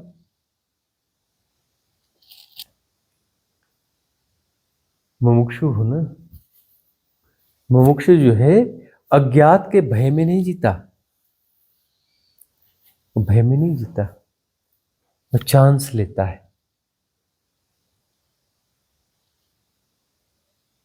और प्लानिंग करते रहते, कभी कोई आदर्श परिस्थिति बनेगी, हम फाइनेंशियली रिटायर हो जाएंगे, सब कुछ अच्छा हो जाएगा, और एक दिन में फलाने सबसे खूबसूरत पहाड़ के सबसे खूबसूरत शिखर में एक खूबसूरत मकान बना करके आराम से रहूंगा। तब तो मेरी टॉप प्रायोरिटी साधना ही होगी। किसी आदर्श दिन में, आदर्श परिस्थिति में मैं जो है साधना को जीऊंगा। आदर्श कभी होता ही ना, आदर्श परिस्थिति न आज है न कभी होगी। वह आदर्श समायोजन जो है कभी आएगा ही नहीं। और जागने के लिए अभी और यही काफी है। जागना चाहो तो अभी और यही जाग सकते हो, कल तुम नहीं जाग सकते, तुम परसों नहीं जाग सकते, तुम जो है अगले क्षण में नहीं जाग सकते, इसी क्षण में जागोगे। जागना हियर एंड नाउ होता है। साहस हियर एंड नाउ होता है। साहस भविष्य की घटना नहीं है, प्लानिंग भविष्य की घटना है। साहस अभी और यही होता है, इंस्टेंट, अभी और यही। रूपांतरण अभी और यही होता है, भविष्य में कभी नहीं होता, आता ही नहीं कभी भविष्य, होता ही नहीं, ये झूठ है। कल कभी आया ही नहीं, झूठ है। भविष्य झूठ है, अतीत झूठ है, वर्तमान झूठ है, समय होता ही झूठ है। सत्य हियर एंड नाउ है, अभी और यही। ये जो तीनों आयाम हैं समय के, सब जगह 3 की भ्रांति रहेगी, त्रिगुणा है ना। सत्य नहीं है समय, समय एक झूठ है, और वह भी त्रिआयामी है, झूठ भी त्रिआयामी है। उसमें भी भविष्य है, अतीत है और वर्तमान है, तीनों आयाम झूठे।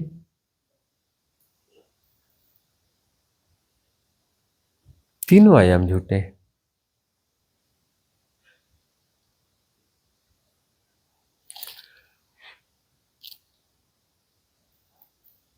प्रश्न कहाँ रह गया?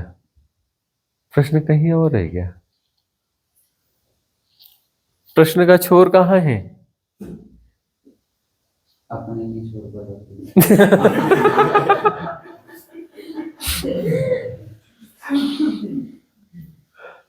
अरे प्रश्न का छोर फिर से पकड़े ना, बताओ तो। नहीं,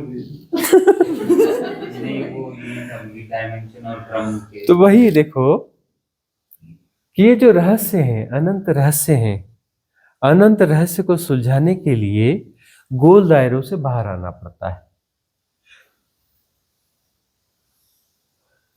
गोल दायरों से बाहर आना पड़ता है। गोल दायरों में रहकर तुम अनंत को कैसे जी पाओगे? वो जी मेरे घर की परिस्थितियां ऐसी, गोल दायरों की बातें कर रहे हो, और अनंत को तुम सुलझाने चले हो। अनंत को सुलझाने चले हो और गोल दायरों को जीते हो। पैरेलल हैं, 64 आयाम, और हर आयाम में अनंत ब्रह्म है, और हर ब्रह्म का अपना टाइम जोन है। हर आयाम का अपना टाइम जोन है, वो अलग इल्यूजन है। वहां जो तुम सुसाइड नहीं कर सकते।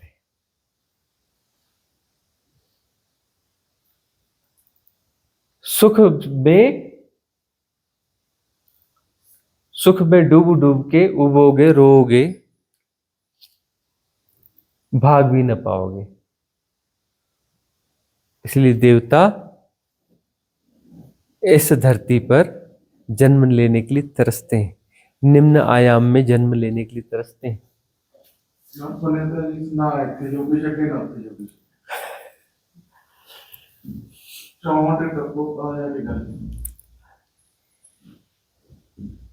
तो 64 आयामों के भी पार ही जाना है, फंसना उधर भी नहीं है। तुम जो है यदि साकार में सार ढूंढते हो तो किसी न किसी आयाम में फंस ही जाओगे। तुम यदि इसकी अनंतता चाहते, इसकी अमरता चाहते हो, इस क्षुद्र की अमरता चाहते हो, तो माया जाल तुम रच रहे हो। इस डायमेंशन में न फंस के ऊपर के डायमेंशन में फंसोगे। भाई सेपरेशन को भव्यता चाहिए ना, सेपरेशन को भव्यता आकर्षित करेगी ना, क्योंकि वो सेपरेशन है। यदि वो परिपूर्ण है तो फिर अपने से बाहर कैसी विरूपता और कैसी भव्यता? अपने से बाहर कुछ है ही नहीं ना, वहां पाने की बात ही नहीं है ना। अभी पाना चाहते हो ना, तो पाना चाहते हो तो किसी न किसी आयाम में रह के ही तो पाओगे ना, चाहे नीचे चाहे ऊपर। और रहोगे मतलब सेपरेशन को बनाए रखोगे ना। रहने का मतलब क्या है? अपने सेपरेशन को बनाए रखोगे ना। और साधना क्या है? सेपरेशन को विसर्जित करने की साधना है। सेपरेशन यदि विसर्जित हो गया, ठीक से विसर्जित हो गया, तो किसी भी आयाम में न जाओगे। यदि सेपरेशन को थोड़ा गलाया तो तुम थोड़े विराट हो जाओगे, उच्च आयाम में जाके फंसोगे, है ना। और गलाया और उच्च आयाम में जाके फंसोगे। पूरा गला दिया, कहीं फंसोगे ही नहीं, फंसने का सवाल ही नहीं। अरे परिधियां फंसती हैं, परिधियां फंसती हैं। अब परिधियां है ही नहीं तो फंसेंगी कहां से? फंसेगा कौन? फंसने के लिए परिधियां भी तो चाहिए, फंसेगा क्या?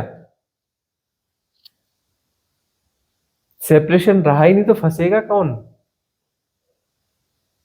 थिन से थिन सेपरेशन है तो वो फंसेगा। बहुत ज्यादा ऊंचे लोक में जाके फंसेगा, लेकिन फंसेगा।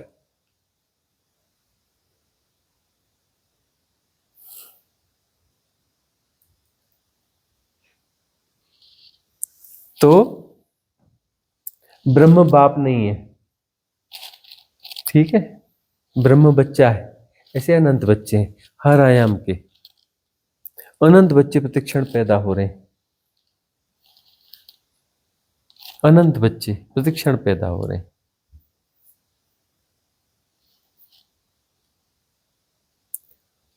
आज की सभा का विसर्जन करें कि एक प्रश्न और लेना है? ये जो पैदा हो रहे हैं बिग बैंग से पैदा हो रहे हैं। वो जी रामायण तो सुन ली, पर ये तो समझाओ कि वो सीता राम की थी कौन? है कोई प्रश्न है?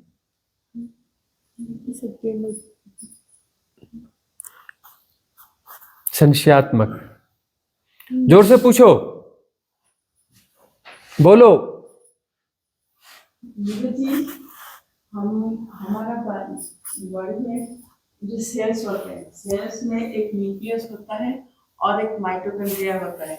दोनों में 2 स्ट्रैंड डीएनए रहते हैं। तो न्यूक्लियस होता है और जब संगम होता है, तो ओवम और स्पर्म का जब संगम होता है तो न्यूक्लियस, तो जो न्यूक्लियोलस रहता है वो ट्रांसफर हो जाता है। लेकिन जो माइटोकॉन्ड्रिया रहता है वो दोनों जब जॉइंट होते हैं तो जो मेल का माइटोकॉन्ड्रिया है वो डिसअपियर होता है और फीमेल का माइटोकॉन्ड्रिया उसके अंदर रहता है। तो हम यही पूछना चाहते हैं कि आप जो बोलते हैं डीएनए जो हेरिडेटरी, एक तुम्हारे लाइन का डीएनए है और एक तुम्हारे हाँ, एक पितृ संस्था से, एक मातृ संस्था से। हाँ, हाँ तो वो क्या, वही उसको ही हाँ हाँ, बोलो बोलो बोलो।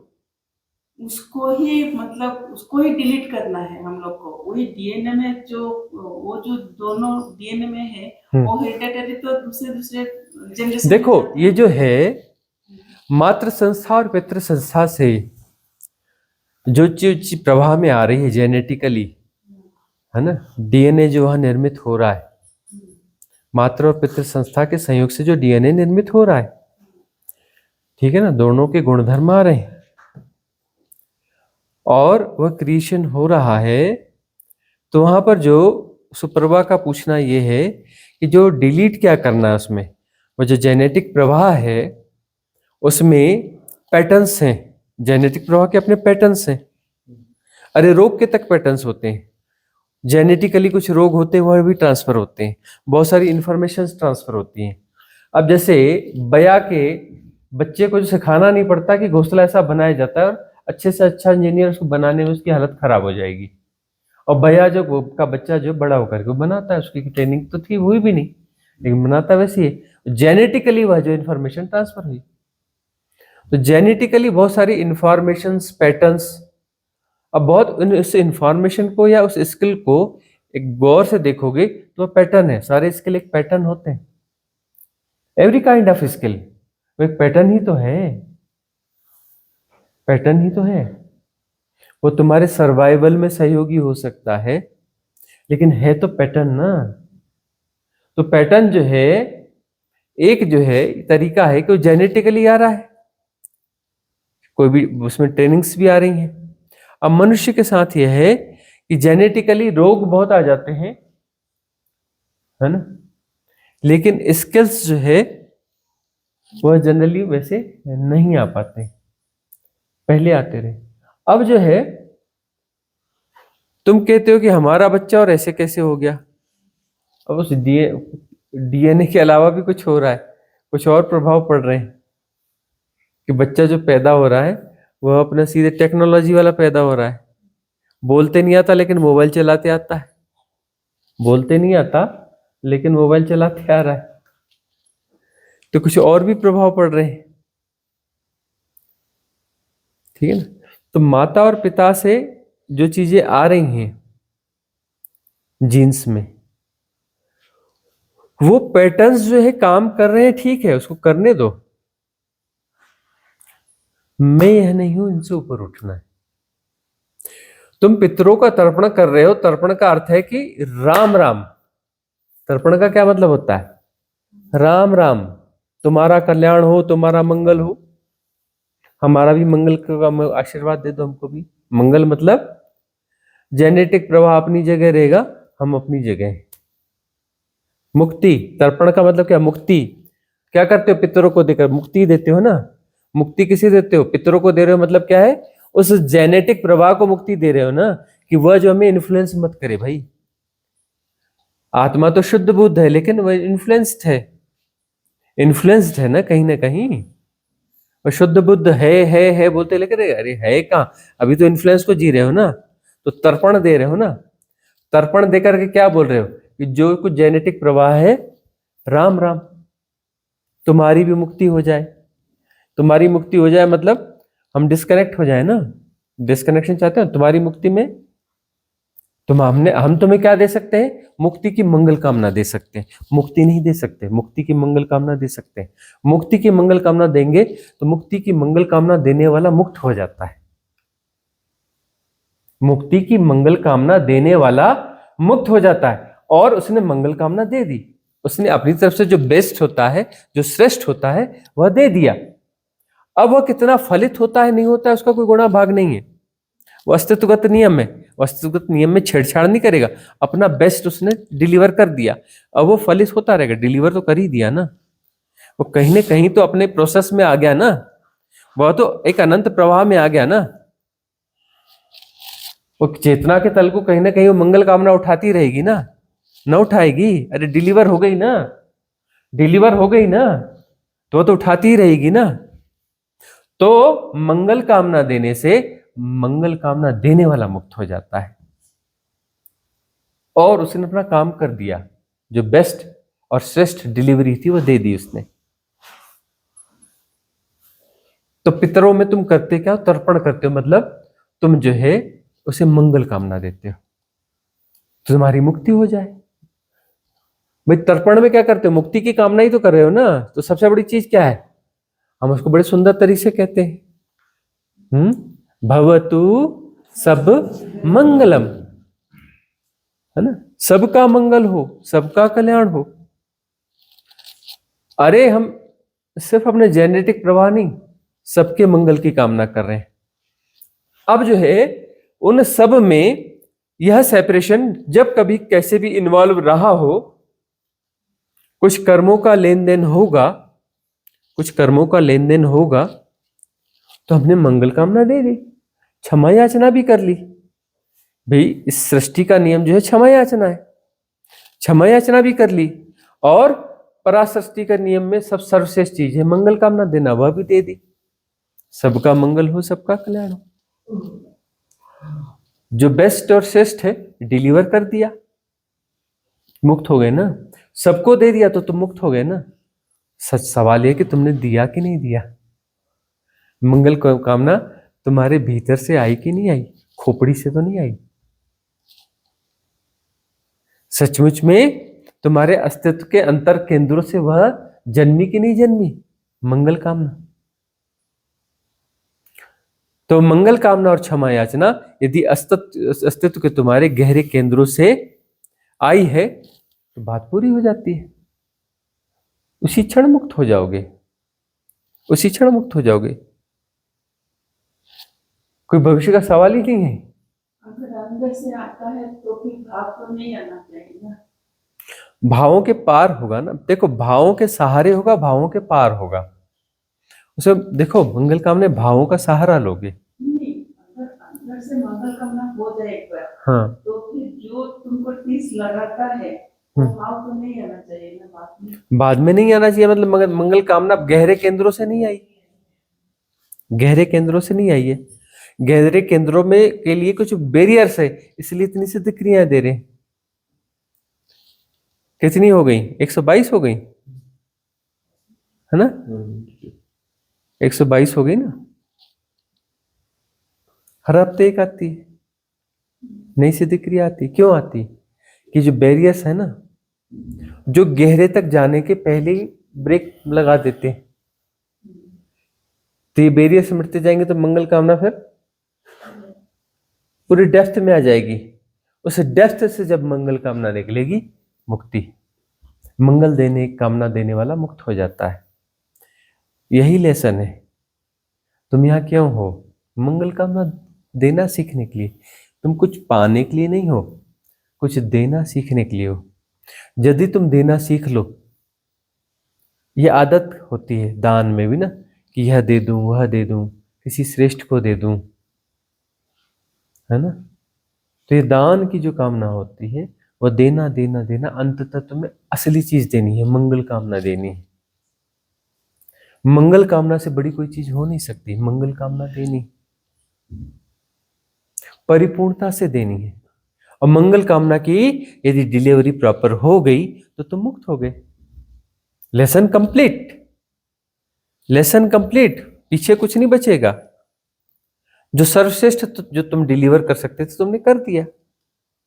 सेपरेशन निर्मित ही इसीलिए हुआ था कि किसी दिन यह सर्वश्रेष्ठ डिलीवर करेगा। सबका मंगल हो, सबके मंगल में तुम जो है अनंत में फैल जाओगे ना। अरे सबके मंगल तक तुम्हें फैलना पड़ेगा, तब तो सबको मंगल कामना पहुंचेगी ना।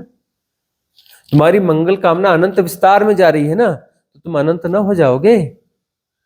तुम्हारी मंगल कामना जहां तक जाएगी वहीं तक तो जाओगे ना। इसलिए मंगल कामना देने में तुम्हें काफी हल्का, निर्भर और अच्छा लगता है, क्योंकि मंगल कामना कहीं ना कहीं तक तो जा ही रही है ना, तुमसे तो बाहर जा रही है ना। तुम्हारा दायरा तो बड़ा ही हो रहा है ना। हर मंगल कामना में तुम विस्तारित तो होगे ना।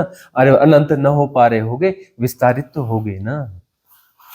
इसलिए मंगल कामना के बाद तुम फैलते हो और तुम्हारा विवेक जो है जागता है, तुम्हारा विवेक जागता है। और यह विवेक किसी दिन प्रज्ञा में परिणत हो जाएगा, हो ही जाएगा। मंगल कामना देते रहो। मंगल कामना देते रहने से भी बैरियर्स टूटते हैं। इसलिए हम कहते हैं मंगल कामना क्षमा याचना जो सिद्ध क्रिया है, कुछ न हो तो हफ्ते में एक बार तो होनी ही चाहिए, हफ्ते में एक बार तो होनी ही चाहिए। वो 1 घंटे का सेशन करते हो ना संडे संडे, है ना? किसके का कौन सा है? माइक्रोसॉफ्ट टीम्स में करते हो। हाँ, तो जिन साधकों को जुड़ना हो वो जुड़ जाया करें। उसमें जो है मंगल कामना क्षमा याचना की तो छोटी सी प्राविधि है, उसमें जोड़ते हो ना? वो पूरी हाँ, इस बार नहीं कराई थी, 2 बार कराई। 2 बार कराई थी। हाँ, तो ये जो है मंगल कामना देते रहो, इस भाव से जियो, सबका मंगल हो, सबका कल्याण हो, इस भाव से जियो। श्वास प्रश्वास जो है मंगल कामना से भरी रहे, सबका मंगल हो, सबका कल्याण हो। मंगल कामना यदि दे दी ना, ठीक से घट गई ना, मंगल कामना का परिपूर्ण घटना मुक्ति का घटना है। 2 घटनाएं नहीं है, 2 घटनाएं नहीं है। मंगल कामना की परिपूर्णता ही मुक्ति है। मंगल कामना की परिपूर्णता ही मुक्ति है। तो मंगल कामना करें। भवतु सब मंगलम, भवतु सब मंगलम, भवतु सब मंगलम। सबका मंगल हो, सबका कल्याण हो, सबका मंगल हो, सबका कल्याण हो, सबका मंगल हो, सबका कल्याण हो।